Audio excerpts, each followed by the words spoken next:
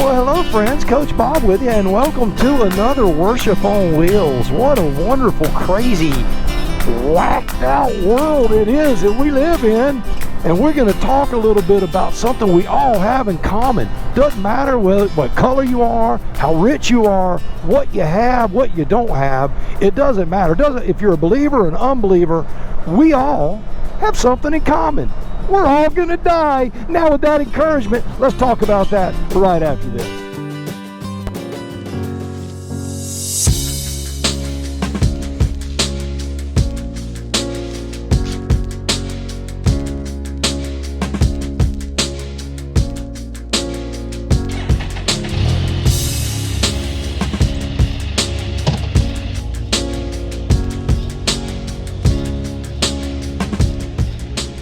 All right, well, welcome back. In Hebrews chapter 9, verse 27, it says, "For each man is appointed to die." We are to die once, and then the judgment.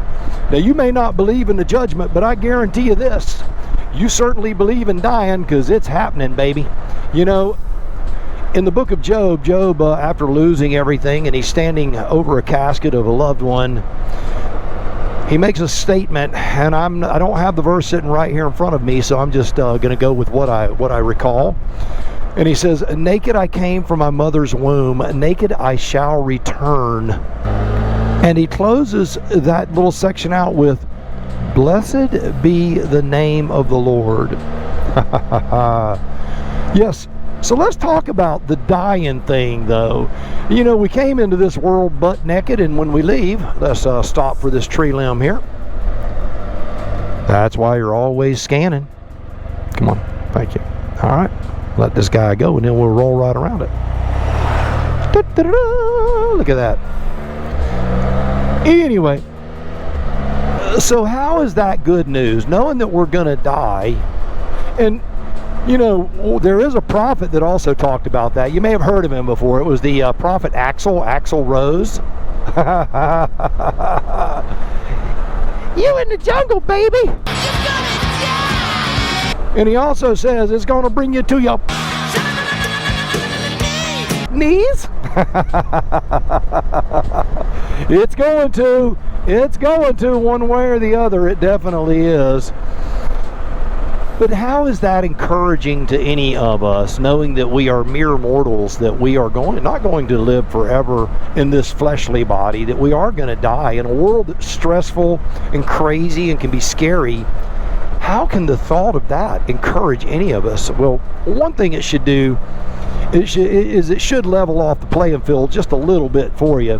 You know, we all die at different times, and I understand under different circumstances, and for those of you who know my background, and I won't go into great detail, you can look at old videos if you want to do that.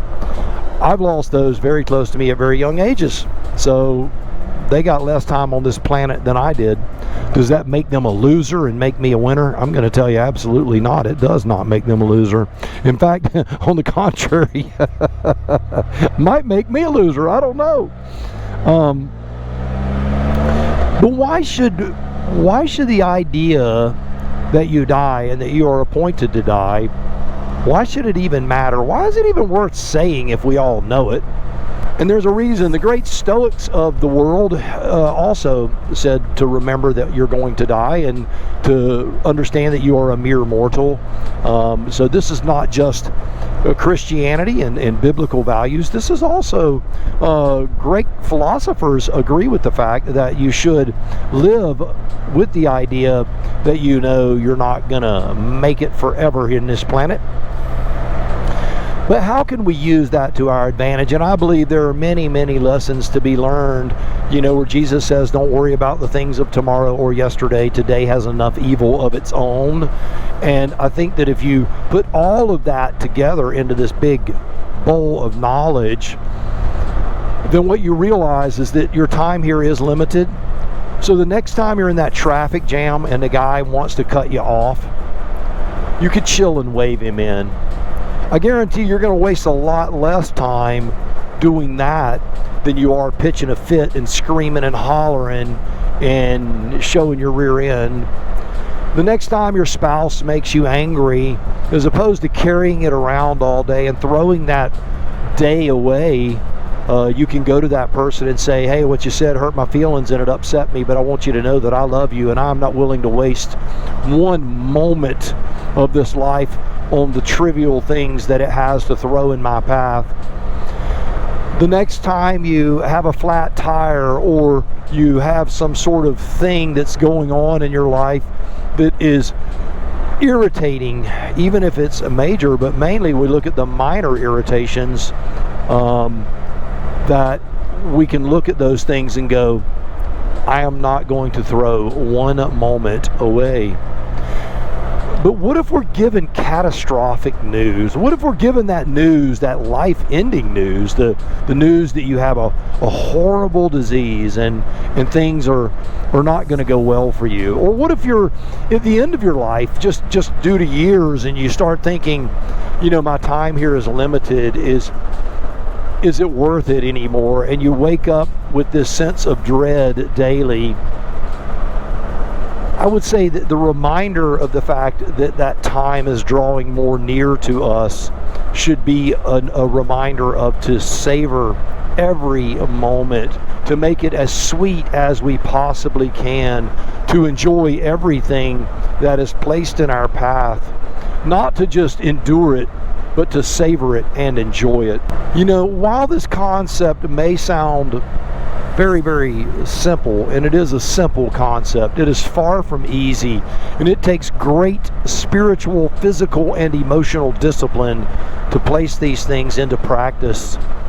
Anyone who's ever broken a bone, I'm going to use that because a broken bone, like a lot of things after surgical procedures, it takes time, and that day-in worry and anger over the pain and the fear and the upsetness that we have that sinks down to our very existence. It takes a very strong person to appreciate everything. And I'm not going to say that I'm there. I just know where I should be. And where I should be and where I am are sometimes thousands of miles apart. But now that we have a goal to recognize that we are mortal and that we're not promised tomorrow, we can live every day as if it were our last, as if it were a gift. That's why it's called the present. I know you've heard that before, but it still doesn't make it any less true. The present is the gift. All right. Well, there you have it. Another Worship on Wheels in the books.